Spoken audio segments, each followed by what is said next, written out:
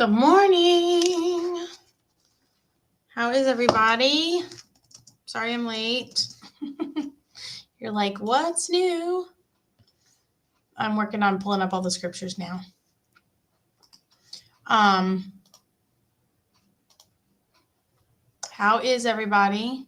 Couple things to clear up. I don't think I shared on Tuesday that Greg Marable had been in an accident on Sunday evening. He fell off a horse, and I'm waiting on an update this morning to see. He was at Centera, Norfolk, and doing okay, but cracked ribs, cracked vertebrae, a lot of pain, beat up pretty bad, and had a bleed in his brain that was not growing, which was good. Concussion, all those things. So if you'll be in prayer for Greg. Doug's stuff was not as clear cut as we thought, and he did not have surgery yesterday. They're waiting on an appointment with the surgeon. So hold Doug in your prayers and Heather as they wait. Yeah. So, and I'm pulling up the last reading right now. So we're ready. Acts 19.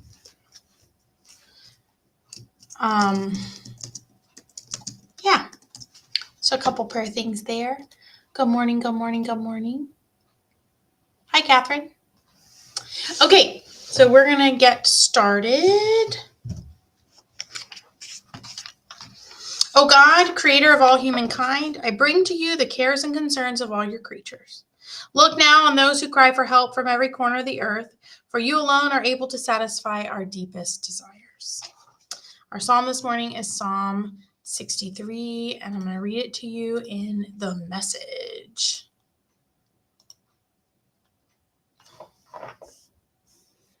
Let's get started. Yeah. So, happy Thursday. Today is, I have a meeting this morning, and then I feel like I've been in conversations with people all week, which has been great. My week is always better when I spend it with people, but I need to write a sermon today. So I have a meeting this morning, and then I have some visits I need to do and that I want to do, and I need to get a sermon written because I've had a lot of early morning finishing sermons lately, and I don't like that. So here we go. Let's take a deep breath. Oh God, you are my God. Can't get enough of you. I've worked up such a hunger and a thirst for God, traveling across dry and weary deserts.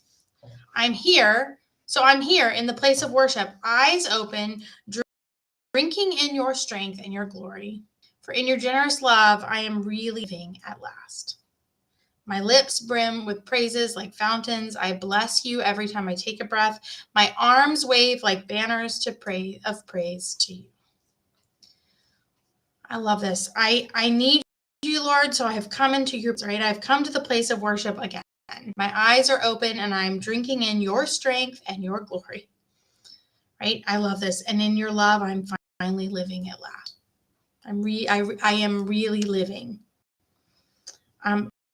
How many of us view worship away, right? Do we see our time with God as the thing that gives us strength, the thing that gives us hope?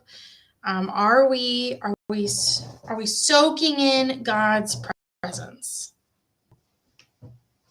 I eat my fill of prime rib and gravy. I love that. Like the best things, if that's what you think are the best things. You can fill in the blank with what you think is the best thing. I don't like gravy, but I smack my lips.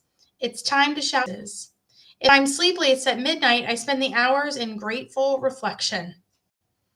I was up at midnight last night, unable. I went to sleep and couldn't get back to sleep, as one does when they're coming close to 40, I guess. And what I did? I played video games on my phone until I fell back asleep. How silly. If I'm sleepless at midnight, I spend the hours in grateful reflection. What if, when we cannot sleep, we just started, instead of counting sheep, we counted what we're thankful for. Thank you, Lord, for my kids. Thank you, Lord, for cutting Emma's hair, whatever. cutting him his hair. That's what we cut yesterday. I spend the hours in grateful reflection because you've always stood up for me, and I'm free to run and play. I hold on to you for dear, and you hold me steady as a post. I love that image. When I hold on to you for dear life, you hold me steady.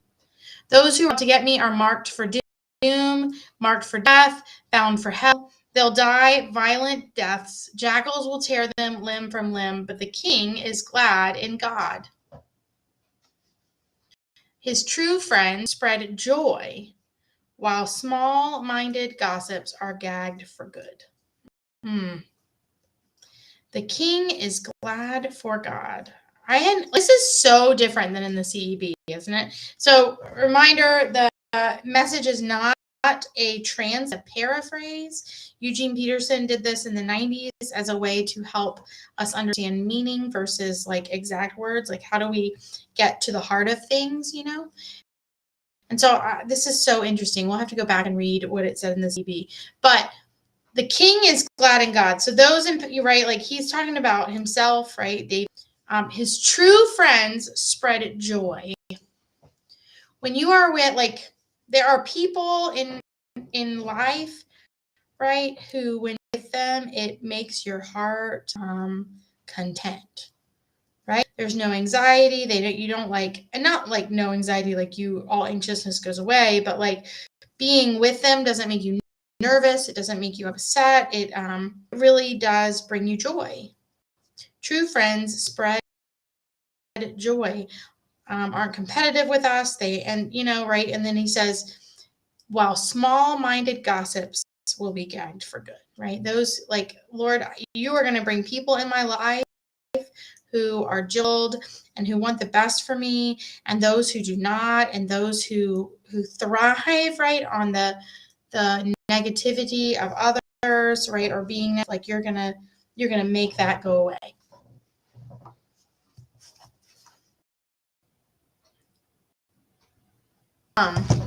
Yeah. That's hard. This is weird, Catherine. We're the only ones here and people looking for us. I don't know why it's not on Facebook. Maybe it's like, I'm gonna look real quick. And then we'll keep going. Yeah, it's not on Facebook. That is super weird.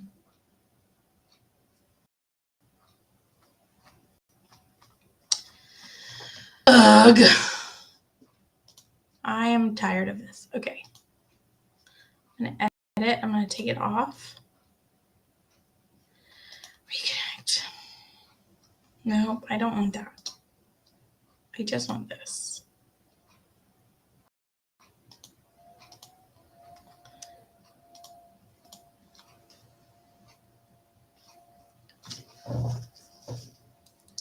Hold on, Catherine. Sorry. Hold on, friends.